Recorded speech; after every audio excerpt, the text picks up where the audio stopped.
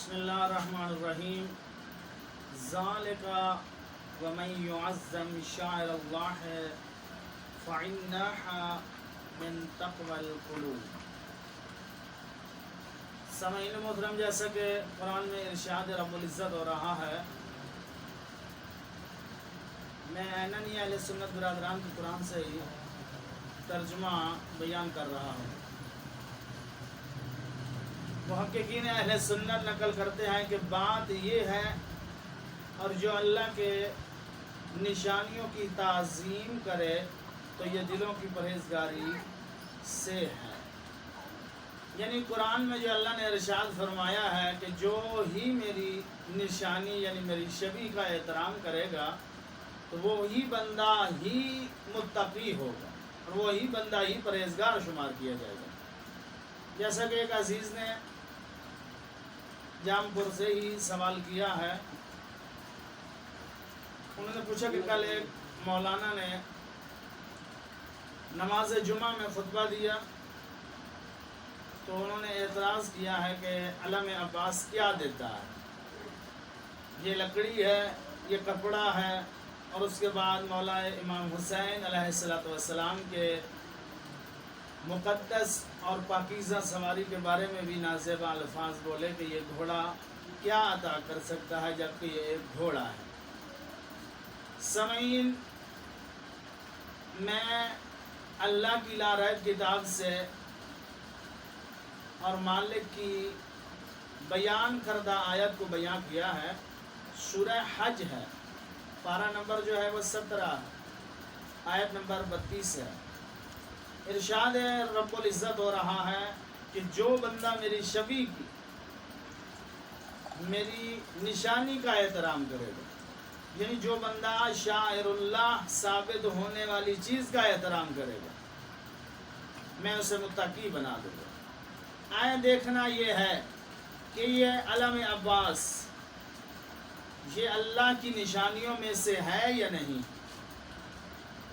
یہ شاعر اللہ شمار کیا جائے گا یا نہیں کیا جائے گا۔ سامعین محترم، یاد رہے حضرت عباس کا علم جو ہے یہ علم عام علم نہیں ہے بلکہ علم اسلام ہے۔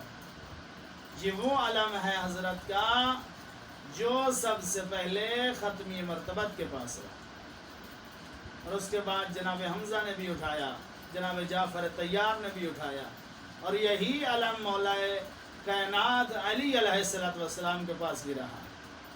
یعنی یہ علم کوئی حضرت عباس نے اپنی طرف سے نہیں بنایا بلکہ علم اسلام ہے۔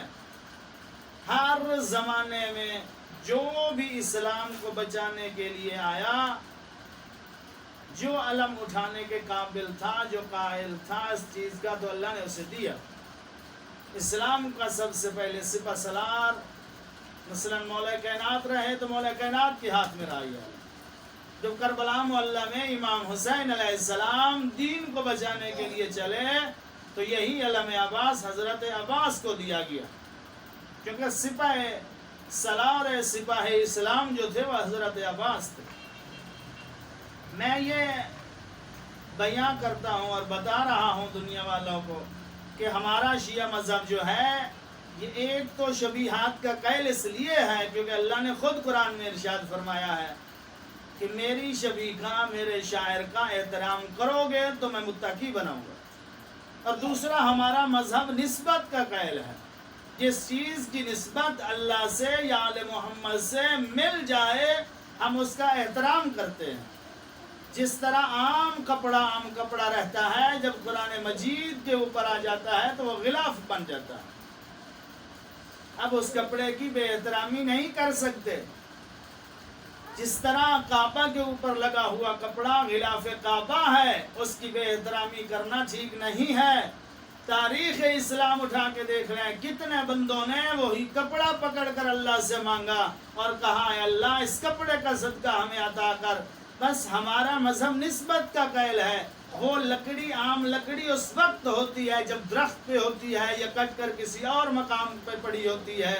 جب وہی لکڑی حضرت عباس کے علم میں شمار ہوتی ہے تو وہ شاعر اللہ بن جاتی، اس کا احترام لازم آ جاتا ہے۔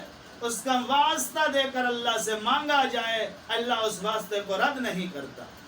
جس لکڑی کا واسطہ اللہ رد نہ کرے، کیا وہ لکڑی عام ہے؟ نہ، کپڑا اس وقت تک عام کپڑا رہتا ہے جب تک دکان پہ پڑا ہوتا ہے یا کسی کے گھر میں پڑا رہتا ہے۔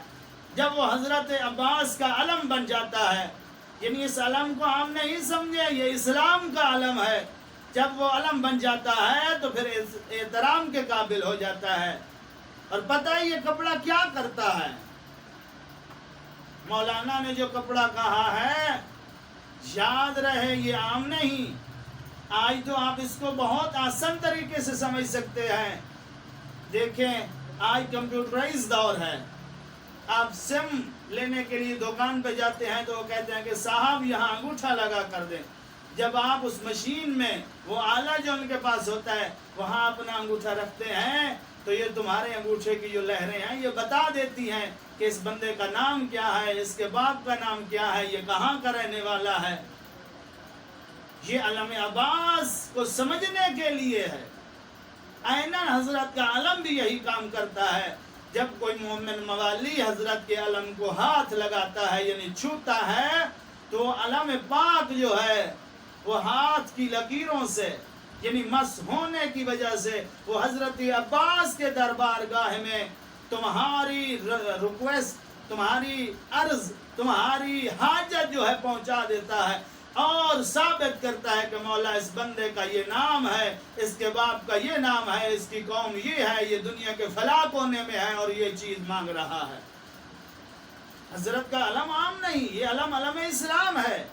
دیکھیں ایران کی چاپ شدہ کتاب ہے، کتابیں تو بہت ہیں لیکن اتنا کتابیں دکھانا مشکل ہے۔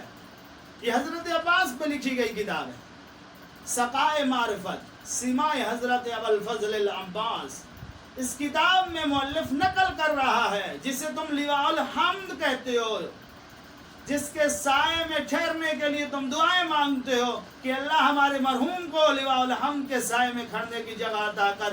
جو تم خواہش رکھتے ہو کہ ہم لواء الحمد کے سائے میں جا کر کھڑے ہوں گے، صاحب کتاب لکھ رہے ہیں، ایران کے مؤلف ہیں، ایران کی لکھی ہوئی کتاب ہے۔ یہ کہتے ہیں کہ لواء الحمد جو ہے وہ عام علم نہیں، وہ علم عباس ہے، اور علم عباس ہی کے زیر سایہ کھڑنے کی دعا مانگتا ہے۔ سمجھ نہیں آ رہی مجھے ان لوگوں کی جو یہ تو دعا کرتے ہیں کہ ہمیں علم کے زیر سایہ کھڑنے کی جگہ دینا مالک، وہ یہاں دنیا پہ اس کی بے احترامی کیوں کرتے ہیں؟ خدا را دلیلیں تو اس سے کہیں زیادہ ہیں، پتہ نہیں کتنی دلیلیں پڑھی ہیں ہم ثابت کر سکتے ہیں۔ اسی علم کی وجہ سے پتہ نہیں اللہ نے کتنا کچھ عطا کیا دنیا والوں کو۔ کاشان کے شہر کا ایک واقعہ ہے، بس میں اسی واقعے کے ساتھ اپنے بیان کو سمیٹنے لگا ہوں۔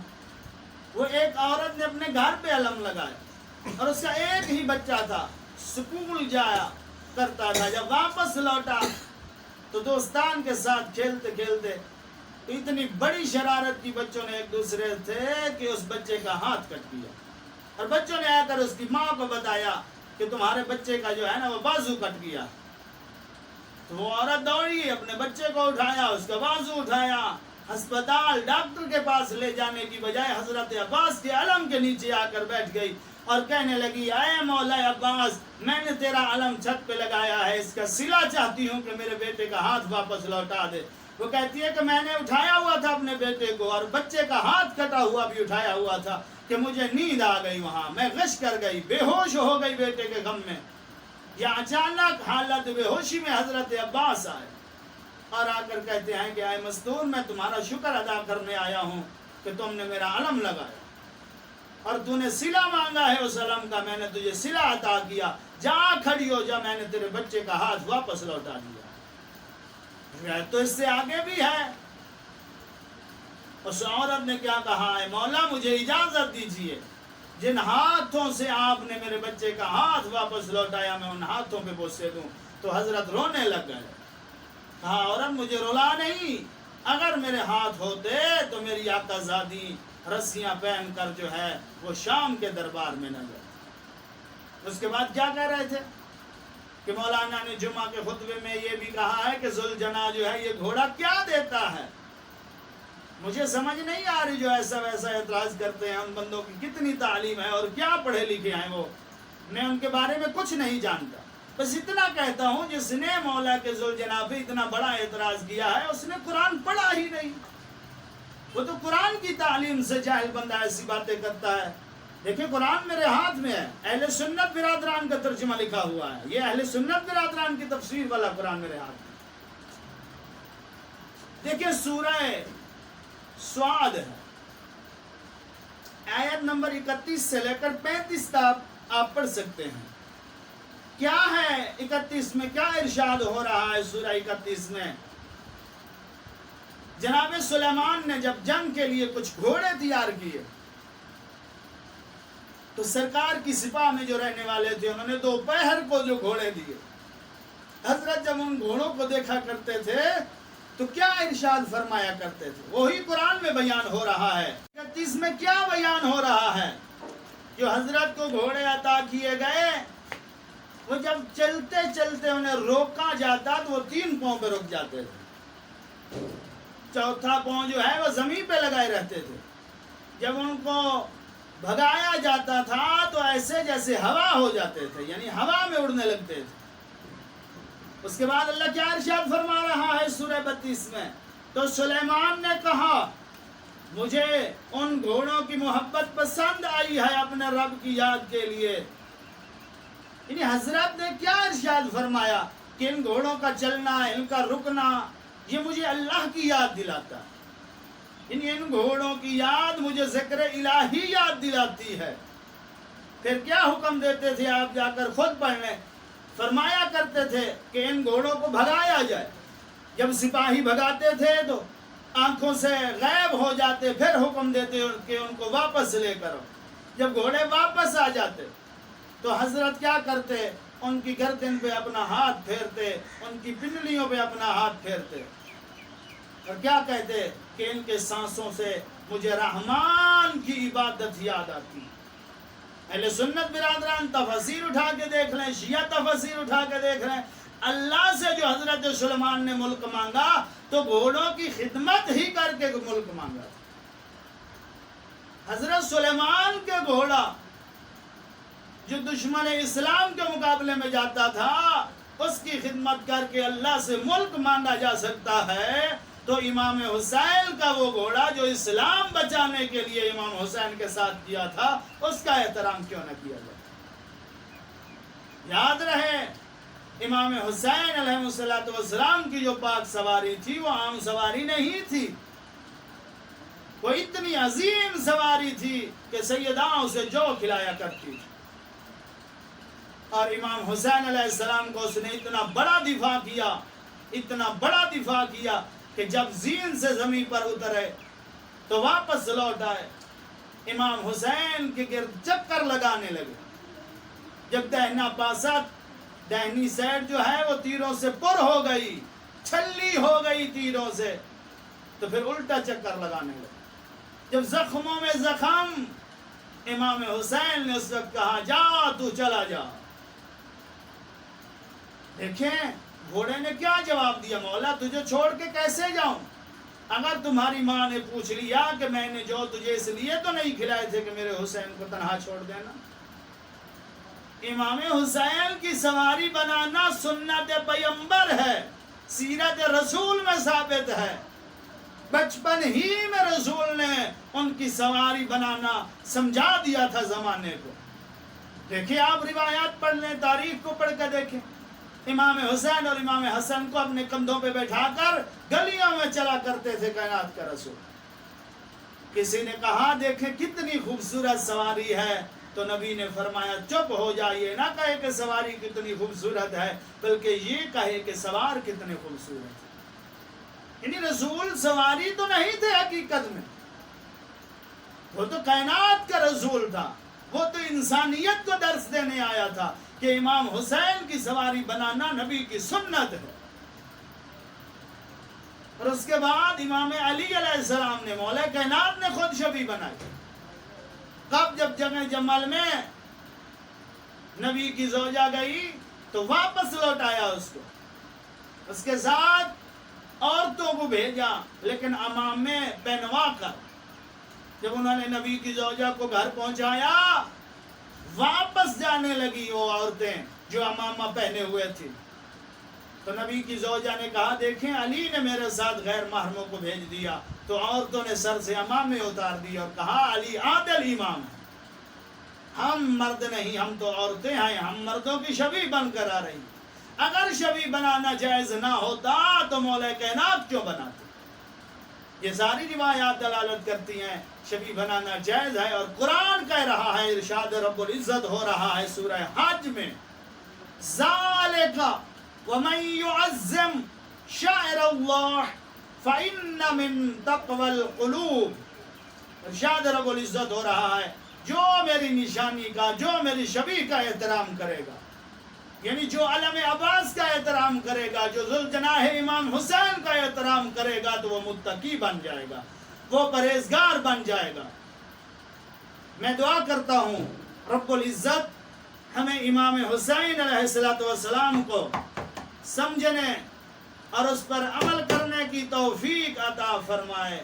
اللہم صلی علی محمد و آل محمد.